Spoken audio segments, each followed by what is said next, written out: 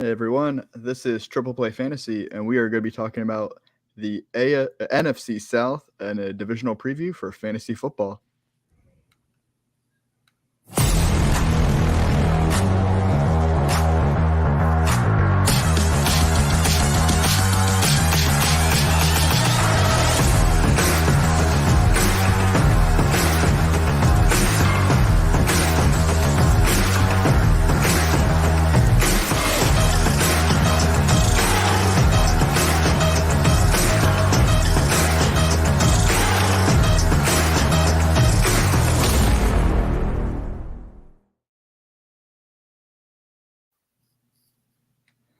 Everyone, so this is Zach. I'm your host at FF Triple Batman. We are Triple Play Fantasy, the football show.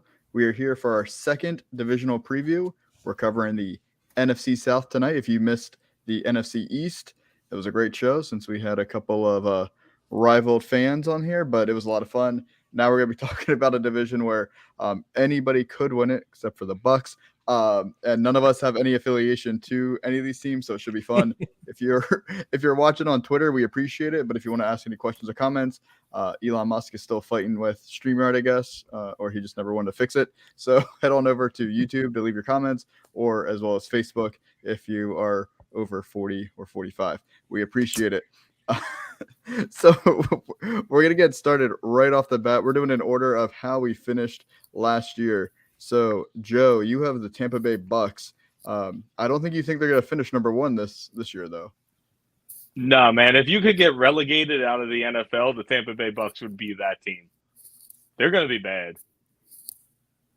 They're going to be one of the worst teams. The Cardinals have something to say about that. I know. It's one of the two. They're basically playing for, first pick, second pick, and for Drake May and Caleb Williams for the most part. But I don't see anything good coming from Tampa Bay. You never know. You might get the rare Baker Mayfield MVP season. We could talk about the quarterback situation if you want. You guys want to start there? Yeah, let's get into it. Look, we put this question in the sheet, and it was like quarterback situation. When do you want to draft them? And I literally wrote one QB never. Because I want nothing to do with either of these guys in a one QB league. And if I had to deal with them in a Superflex league, I'm looking like 14th, 15th round. And it's like I either waited way too long or I'm just doing it because there's no other real great value out there. Like I have him down, Baker Mayfield, not Kyle Trask. I think it will be Baker to start the season. I have him down by like Romeo Doubs, Wan'Dale Robinson, like down at like that 170 overall range. So like 13th, 14th, maybe 15th round. And that's just because in Superflex, I'll take anybody who's got a pulse that's starting under center. But do we all think it's going to be Baker Mayfield? I was just going to ask you that. Like, do you think Baker is the start of the entire season? I actually don't. I don't know about the entire season. I think it's going to be like a carousel of random guys. Like it's going to start Baker. It's going to go into Kyle Trask. They're going to give some random person a start like they did with Ian Book with the Saints that game when he threw 4 interceptions. Like it's going to be really disgusting. I don't think he has the durability to last an entire season now. He's taken a lot of punishment. That goes without saying, right? I don't think he has the skill, man. There's not really much I want from this team. Like if you look around through them, you got Mike Evans, you're down on him. Chris Godwin, I'm kind of down on him too because he got peppered by Tom Brady. Maybe Rachaad White, like as a running back, but you see his efficiency metrics, and they're not really there or anything to write home about. Yeah, yeah. But my sleeper guy, I like Cade Otton. Any tight end that can get 65 targets, who stands at 6'5", 250, and was like a top 10 tight end for routes run, I'll take it. And if I'm drafting Cade Otton, it's so far down the well that if he doesn't pan out in 2-3 weeks, bye, get off the roster. Like, we're done. We're not going to use you. Is there anybody you guys see as a sleeper outside of him? I mean, Cade Otton, for tight end, you really have to just score a touchdown. I think I feel like the running back room isn't set yet. Like maybe well, they bring that's back the only. Fournette Yeah, or, that's like, the a only Kareem place I would Hunt. go.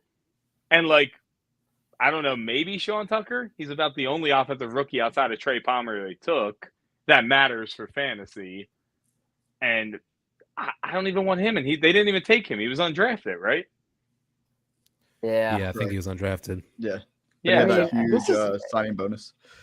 I took this team when we picked teams the other day because I was just like, I feel like really trashing somebody's soul. And the Tampa Bay Buccaneers seemed like the nicest way to do it. I just, there's nothing good that's going to come from this. I think they'll have a new coach. I think Godwin will be gone. I think Evans will end up being gone. I don't really know why they're holding on to either of them. I feel like they're both gone before the trade deadline. I mean, I think they're hoping. I mean, this is just speculation. If they can get one of those like top 2 picks, I mean, those guys are young enough that, and if they get a Caleb Williams or a May, where you're now on a QB with a rookie deal, maybe they think they can afford them and get him jump started. They're just trying to restart their team. I'm with Joe. But I want to throw this out there. Has an NFL team ever been like, we're going to rebuild and just tank? Like, have they ever traded away like all assets mid-season? Not mid-season, but have you met the Houston Texans? I mean, they try to. Yeah, I mean, well, the Texans kind of shot themselves in the foot with that Laramie Tunsil deal because they gave like 3 picks for a left tackle and then had to pay him. But like just a team that's like selling, like you would see at the baseball trade deadline, what the Nationals did when they got rid of Scherzer and Trey Turner a couple of years ago to the Dodgers, where teams just say we can't contend and we have an older roster. Let's ship these guys out. You don't see it as much because it takes so many players to build out a roster. Like it's not like, the NBA where you're just like, okay, let's tank, get 2 top 5 guys, and then we're back in contending for the playoffs. With the NFL, it's kind of hit or miss in the draft. And then on top of that, you got injuries, and it's too hard. You need like 35 first round picks to rebuild. Like, and what? It's a rough thing. Trade value in real life for the NFL still doesn't make sense to me. Yes. Because, like, off the top of the head, just Brandon Marshall for a 5th-round pick way back when makes no sense to me. Like, I can't pull it off in Madden, but you could do it in real life. It's confusing as hell. The Cards couldn't even trade DeAndre Hopkins, who was, like, an elite wide receiver. They just cut him. Like, that's absurd to me. Like, you could trade him. You don't even want a 7th-round pick. Like, it's just... Well, I mean, you have to... He wants to get paid also. Well, no, I understand, but just the trade values are so off, contract or not, that it's just not, it doesn't make sense. I'm with Brad because didn't they do Amari Cooper for 5th last year? The Cowboys to the Browns, was crazy. And then they worked his contract. Yep. So that was crazy. But what I'm saying is, like, so for Hopkins, because he was still signed for another year, if you would have traded for him, you would have had to pay him what he was owed, and nobody wanted to do that at his age. They could have restructured. Like it. Once you trade, you have their rights. But now, like you can nobody wants him. He's going to get cut, and now you can sign him for whatever contract. Exactly, but that's the point. Like the trade value is that flimsy that, like, if the market is thin on you at all, there's no leverage, and you can't recoup the investment that you got. Not even in hope. DeAndre Hopkins to the Falcons, and you put him with Drake London and Kyle Pitts and Bijan Robinson, and Desmond Ridder becomes like a top 10 fantasy play for everybody on Twitter, and the whole world explodes. Let's just do it. Desmond Ridder is awful. Yeah, I agree. But well, we'll get to him later. Yeah. So I think, Joe, you've proven that it's a dumpster fire in Tampa Bay, and it's so sad to see the likes of Mike Evans and Chris Godwin just wasted away, and you're avoiding them at their current ADP. Oh, yeah. All right. So then, Doc, there's a little hope in the Carolina Panthers with their new rookie QB, adding some wide receivers. I wouldn't call them good wide receivers, but they added some wide receivers. So how are you feeling about fantasy for the Carolina Panthers? I think the Panthers are interesting because they have essentially a new roster. None of the wide receivers besides Terrace Marshall are going to be returning from last year. New running back room, even new tight end Hayden Hurst is projected to be the starter this year. I don't know if I'm touching the QB situation as is right now. So Bryce Young is QB 24 with an ADP of 154 on Fantasy Pros. And we don't know if he's the guaranteed starter yet. I do think that he will be the long term, but I mean, that's stupid because obviously he is. But are you willing to take someone like that in redraft? We've seen Andy Dalton essentially cock block QBs out of playing. And I don't think the Panthers are in a rush to start him, especially if they're struggling at the beginning of the year. You want to go back to the Bucks and asking if we move Godwin in Dynasty? Our boy Vinny. I would 100% move Godwin right now. I'm going to try to catch somebody who's like kind of still living off last year's high target rate and just you have them.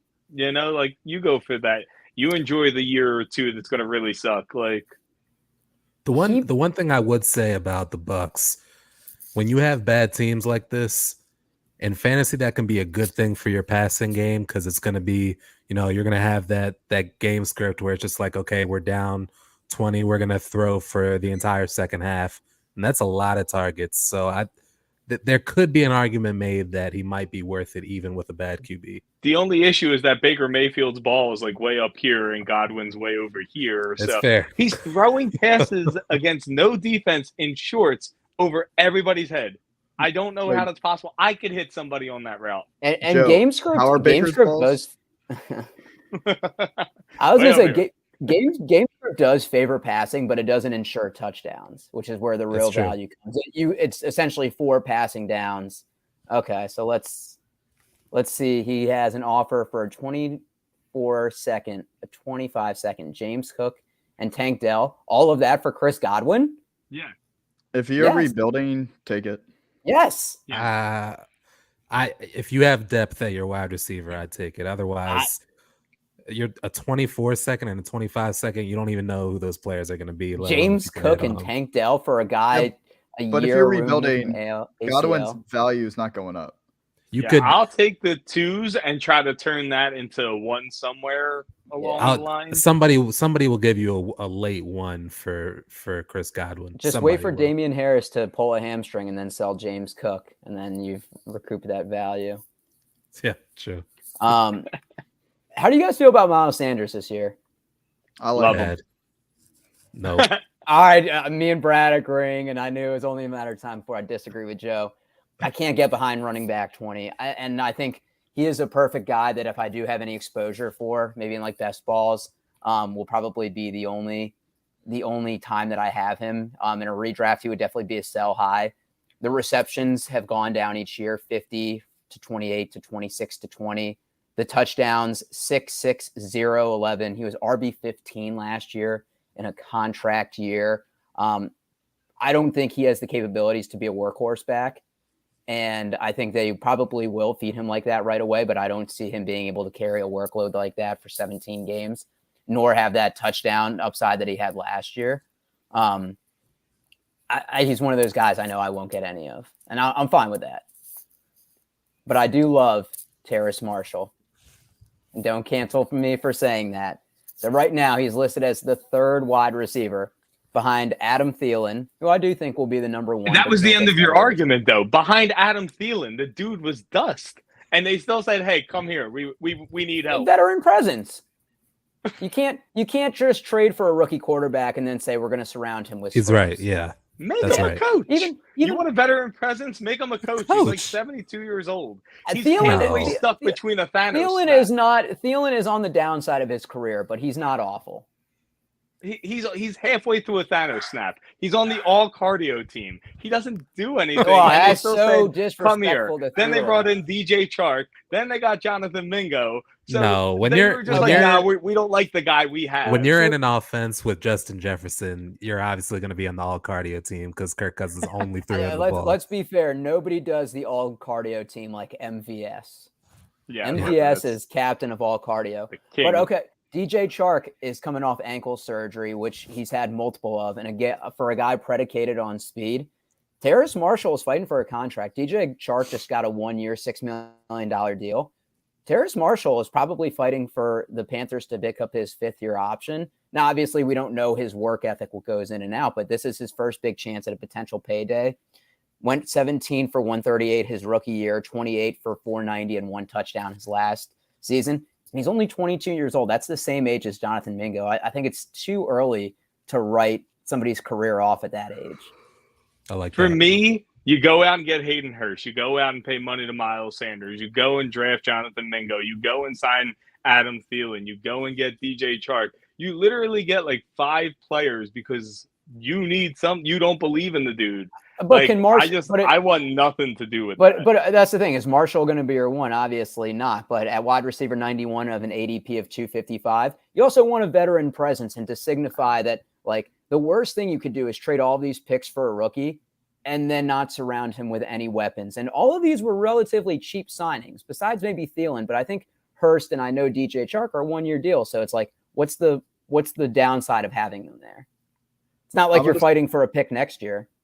I'm going to say that both of you are right and wrong because it doesn't matter. Terrace Marshall is going to be on your waiver wire after your draft. And you can go ahead and pick him up if you feel like it. Don't draft. Last pick for me in deep leagues. And the rookies. That's the same thing as your waiver wire. That's fine.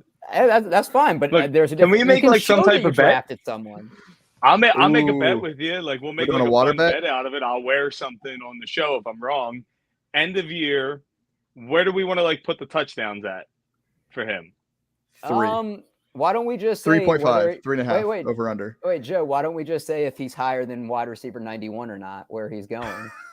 He needs like 1 touchdown for that. That's all right. Well, what wide receiver like number would you feel comfortable putting the bet at? That's. What about wide the receiver point, 75? Wide receiver 75. All right, let's go for it. Why not? Who cares? Okay. What's scoring? PPR. Yeah. PPR. games? Yeah, PPR. Wide How many receiver games does he have to 75. play? In a perfect world, all of them, but injuries are part of football. So 12. Yeah. At least 12 But games? I mean, here's the thing. He could, if he has a really good, start to the season and then breaks his ankle week 6, it's kind of like we wouldn't ever know. But just assuming he's healthy. And then just touching on the other rookies, Jonathan Mingo, I don't know if he's going to be as much as an impact year 1. Ran a 4.46, but really went off his senior year, 51 for 861 and 5 touchdowns. But the other 3 years at Ole Miss, 61 for 897 and 7 touchdowns. I don't know. I think he needs a little bit more time to develop. And then Cameron Peoples, 33 touchdowns at Appalachian State, but only 11 receptions in his 5 years that he played because he did redshirt 1 year. So maybe a really, really deep sleeper if he makes the team. But they invested a lot into Bryce Young, and that's the main rookie. And you're getting deep. The only time I've seen that name is in my FC Eliminators when people time out and they're going off the ADP rank because MFL was using rookies as higher ADP. And I'm just like, who are these people getting drafted? And that's when I saw Cam Peoples. Yeah, And I had to Google him the other day because I was like, I missed the pick. And I was like, oh, damn it. And that's who I got. Yeah, I feel like as fantasy football analysts, that's one thing everybody has in common is paying attention to 3rd and 4th string running backs. Not if you like Miles Sanders, you don't. Man, They got in a perfect Joe, I just hope I forgot he was there. Laviska is still there. I'm not buying into that much hype yet, but Joe, I really hope the Panthers' first touchdown of the season goes to Terrace Marshall. Oh, you might have to block my number. Listen, I'm blocking your number, and I'm telling the cops to not let you cross state lines. That's just where we're at. That's fine. If he scores their first touchdown, I'm disappearing off the face of the earth. That's fine. I don't want to come to Pennsylvania anyway. I don't blame you. That's fair. So we'll move on to New Orleans Saints, where everyone wants to go to New Orleans for different reasons, not football. But this might be the favorite of the NFC South, which is crazy because Derek Carr is now the quarterback. But I mean, there's no QB controversy until Taysom Hill still vultures touchdowns from Derek Carr, so that's fun.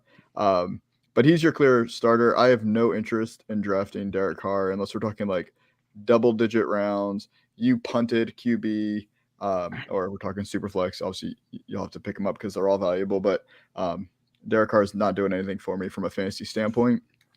And then we're looking at a fantasy sleeper. It's got to be Rashid Shaheed. Hopefully you know the name. He had some big plays last year.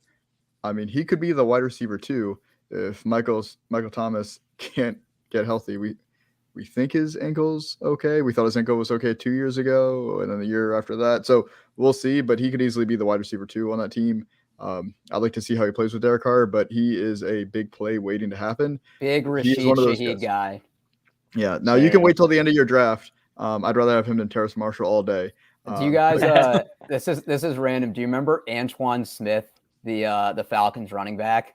Yeah. So he had like 8 career touchdowns, and 7 of them were from like 40 yards out, and he only had like 1 inside like the 10, and that's Rashid Shaheed. He's only going to have big touchdowns. No slants from the 5. Yeah. Everything's got to be 40+ yard fly route. Yep. Yeah, he's your lazy best ball take of like, hey, get him in the 15th, 16th round on underdog. Speaking of underdog, let me be a good host here. And we do have a code with underdog. So if you use promo code TRIPLE, TRIPLE, we will underdog will match your deposit up to $100. So that's a lot of free money to go win $3 million over on the Best Ball Mania 4. So give it a try, and that's $25 for each one. So put in 100, we'll get you 4 free games for Best Ball Mania 4. But that is our little underdog plug.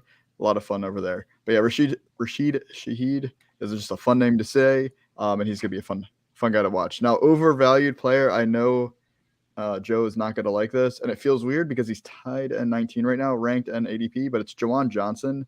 I was so excited for him, and then Foster Moreau was signed, and the fact that he's practicing, I don't think he's going to be that great for fantasy. It's great to see him coming back from Hodgkin's lymphoma. Yeah. So it's awesome to see that he's already back practicing. But Juwan Johnson, he's another one of those Rashid Shaheed, like big plays. All he does is score touchdowns, which is all you want with a tight end. I love it, but I feel like he's getting overvalued, because that's all we saw last year, and he was too efficient. I'm just waiting for the regression. So I still like Juwan Johnson, and it's hard to pick an overvalued player because I'm not going to say Olave is overvalued. So I had to go with Juwan Johnson. But at tight end 19, who really cares? So if you like Juwan Johnson, go ahead and get him. We're talking tight ends. No offense, but if you're not Travis Kelce, who cares? Yeah. Yeah. And then the best fantasy rookie on the team was really easy. It's Kendre Miller, and he could be the starting running back, depending on if Alvin Kamara gets suspended. I mean, Jamal Williams is there now. That's my overvalued. But he's not really getting picked that high. I know, but Jamal Williams is there. Like I feel like they signed him. They paid him money. So looking at the stats, Jamal Williams had a great fantasy season because he scored 17 touchdowns. If you actually look at his running efficiency, his stats, I mean, he wasn't that good. He just scored a lot of 1-yard touchdowns. Well, yeah, that's just because of how they used him, though. Yeah, and I don't know how the Saints will use him. And I'm not saying you should be starting Kendre Miller. I'm just saying if out of all the rookies on that team, he's the only one you're touching. I hear you. So you made Doc pissed. He left. That's okay. He's like, let me go draft some more Kendre Miller. So Brad, wrap this up for us with, I mean, this is my favorite team in the South, I think, is Atlanta, because all they want to do is draft offensive players in the first round. Yeah, I hear you. Well, I'm much lower on them. So Atlanta's QB1 is Desmond Ridder. If you're a fan of college football, you probably know the name and can't believe he's a starting QB for an NFL team. My best comp for him is like a Jacoby Brissett. You know, if you've fallen on some injuries at QB, he'd be a fine pickup off the waiver wire, and you can hope he keeps you afloat. But the last time we saw him last year, he was a backup level QB in his rookie year, and he's just got a little bit of rushing upside if you squint. But if Atlanta gets off to a rough start, I'm more likely to roster Taylor Heineke, who's his backup this year, and I think he's a better player in real life and fantasy, to be honest. I've been getting him everywhere in Superflex, like for the cheapest of cheap, obviously, because I don't believe it's going to be Desmond all season long. So I think Taylor gets in there, and I think Taylor can actually open that offense up a little bit better. Yeah. So I'm really hoping you're correct. Yeah, I love Heineke. I hate spelling his name for articles, so I hate that. Hate that. Absolutely hate that. So he's just Taylor H when I write about him. But otherwise, like, absolutely love him. Think he can actually open up a little bit more Kyle Pitts and Drake London for me. I'm all for it. Yep. I love the NFC South because they get the AFC South and the NFC South this year. So there's a lot of players from this division that I'm just like, ooh, I want him. Ooh, I want him. But then I look at the Falcons and I just kind of want them all. and that's a problem. Yeah. I mean, in my view, it's like Taylor Heineke's got a much better deep ball. He's just as mobile, if not more mobile, than Ritter. He can do it. He's a veteran now, whereas Ritter, I don't know if he has the confidence just because of his play last year, and I know he doesn't have the leash that most rookie quarterbacks would get. So it's a rough situation for him, all in all. In terms of the sleepers, I really have no fantasy sleeper on this team in my view. The receivers have a bad / rookie level QB play, and they're going to be a ground and pound team anyway. So the rookie running back isn't a sleeper. He's going to get all the work he can handle. And Kyle Pitts was overdrafted last year, and this year he'll probably be knocked down a few pegs in the draft, but people still appreciate his upside. So I don't really have a fantasy sleeper, but I do have an overvalued player. And for me, that's Cordarrelle Patterson. I don't even think he's draftable this year, in my opinion. The whole appeal of Patterson is that he was getting snaps at the goal line at running back, and he was getting snaps at wide receiver. But with Bijan Robinson essentially doing both of those things at a higher level, there's no use for Patterson. I'd rather have, Robinson or Algier at the goal line, and I'd rather have Robinson, Drake London, Matt Collins, or Kyle Pitts at wide receivers. So there's not a world where I'd draft, the third option at running back or the fourth option at wide receiver. He's going to need injuries to have his value. I kind of want to give some pushback on that because go for it. And this is just me thinking out loud. If you're the Falcons, why would you run Bijan Robinson into the ground in the first year? Obviously, a lot of running backs have their best production early in their career. Saquon, I wouldn't even say Adrian Peterson, but if they think that they can contend maybe 2 or 3 years down the road, like limit his workload. Cordarrelle Patterson, I'm pretty sure took a pay cut to come back. I know he's a fan favorite in Atlanta. Like, give him some work this year, limit Bijan's touches. And if you think that you're competitive next year, maybe you can get a free agent or a QB in the draft or get one via free agency. And we've already said that this might be the weakest division in football. Like, save some tread on that tires. But they'll use Algier to give him a spell and give him a break. Like, I don't see why they would use Patterson. Algier was a better running back last year, and he's younger. I mean, Cordarrelle was like top 10 RB before he had his knee scoped. Then he had his knee scoped. Then he had his knee scoped. Man's like 33 now. I think actually a sleeper on the team is Tyler Algier. Now that Bijan's there. I think everyone's sleeping on him. And I mean, we don't know if Bijan's going to be healthy all year. We just talked about running backs get hurt. Not that I want him to get hurt. We want to watch Bijan just destroy it. But like you said, I could see him getting a 60-40 split potentially, especially early on. Algier looked great towards that last 6, 7, 8 games. Yeah, he looked incredible. So the only reason I didn't have him as a sleeper is because he's currently the consensus RB 41. So that's sleeping. That's about where I draft him, though, right? Like it's like that's RB 3 on your team. Like that's fine. Yeah, and I mean running backs play an average of 14 games a year. So we know there's going to be a couple games and some series that players are going to miss and be out. So I love that. And I kind of like Matt Collins too, but that's for like best ball.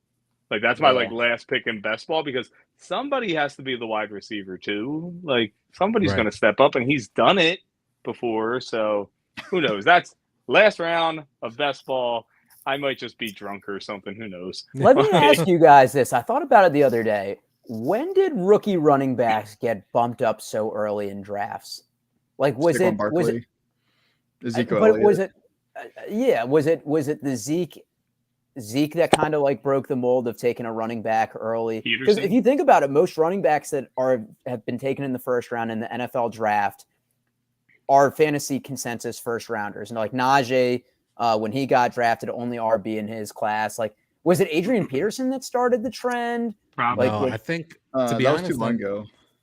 I might just be, creating a narrative in my head, but I think it's when the NFL changed the way they use running backs. Like when it became no more workhorse running backs, and just like if you're gonna have a workhorse, it's gonna be, the rookie who is on a rookie deal, and you can use them up real cheap and then discard them, and then or you'll have like a Derrick Henry or a Saquon Barkley where they're veterans, but they're both or McCaffrey, where they're both your receiving and your rushing game.